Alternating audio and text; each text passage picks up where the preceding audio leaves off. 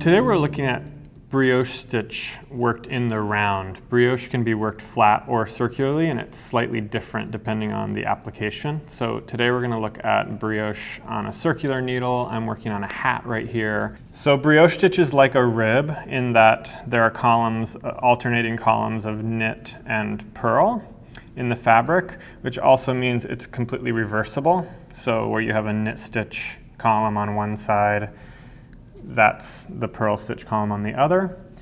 And so the stitch pattern itself is a 2-stitch repeat, a 2-stitch and a 2-round repeat. And you might notice something unusual on my needles. You see I have the stitches where I have knit columns have one stitch at the top on the needle, but they also have this extra yarn over paired with them, while the purl stitch has a single regular stitch and then the knit stitch. So you're alternating one regular stitch and one stitch that's going to have this yarn over on the top. So that's going to be the nature of your fabric as you're working, and I'll show you how we do that. So I'm starting here with a knit stitch column, and this is row one of the pattern, and this is round one of circular brioche. So what I'm doing is I have my yarn in the front, and I leave that yarn in the front, and I'm going to go into the stitch as if to knit. You see I'm going into the stitch and its corresponding yarn over. And because the yarn's in front over here, as I go to knit that, you see I mount a yarn over on the stitch that I just worked, or that I just slipped. So I'm going to knit those two together.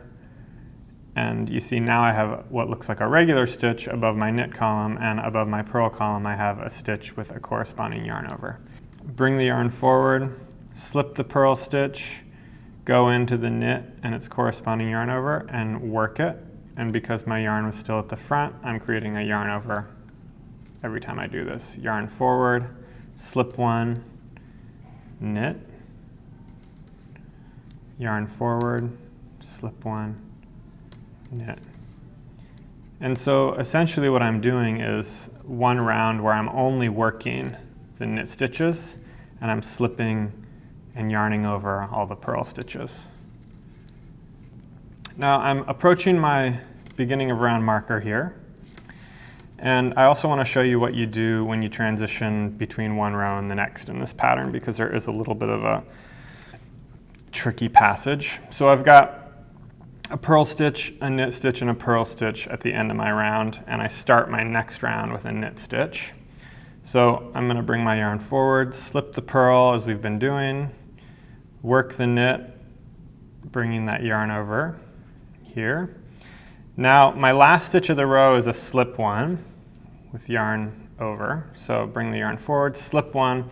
Now I've got the beginning of round marker here, and so before I slip that, I'm going to bring my yarn over my purl stitch like that, which usually happens when I work the next stitch, but because we've got that marker here, I'm going to do this on its own, make that yarn over, keep it nice and tight, slip the beginning of the round. Now that we're on the next row of the pattern, we're going to start with another slip stitch with a yarn over, because on the second round of the pattern, we're slipping the knits and purling the purls. So I've got my yarn wrapped around my last stitch of the round, which is a purl, and I'm going to slip my first stitch of the round and do the same thing, wrap over, make a yarn over. So essentially this is the only time I'll ever have two stitches next to each other that both have a yarn over, but this is going to keep us in pattern. And now I'm on the second round of the stitch pattern where I'm purling the purls with their yarn overs and slipping the knits. So here's a knit stitch. I'm going to slip that. My yarn's in front because I just worked a purl. So I'm going to slip that, bring the yarn over top and back to the front. So I've created that yarn over on my knit, and then purl the purl and its corresponding yarn over. And this is all you have to do on the second round. Slip the knit, yarn over and around, purl, slip the knit, yarn over and around, purl.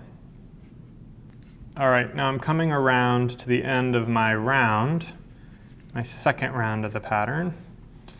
And here I am again, here's my beginning of round, here's my last two stitches. My last stitch of the round and the first stitch in the next round both have a corresponding yarn over, as we just did. So I'm going to slip the knit, bring the yarn over and back to the front. Now this last purl stitch I'm going to work together with its corresponding yarn over. And you see that yarn over is connected directly to the one on the next stitch. That's okay. Bring the yarn to the back, slip the marker, and now you see that yarn over is waiting there for me to work together with the knit stitch as well. And now I'm back to row 1. And you repeat those 2 rounds over and over and over, and you create this beautiful squishy rib we call brioche.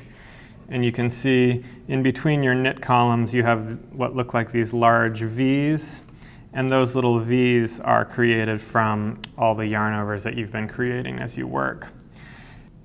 We really love brioche, and this is how you work it in the round.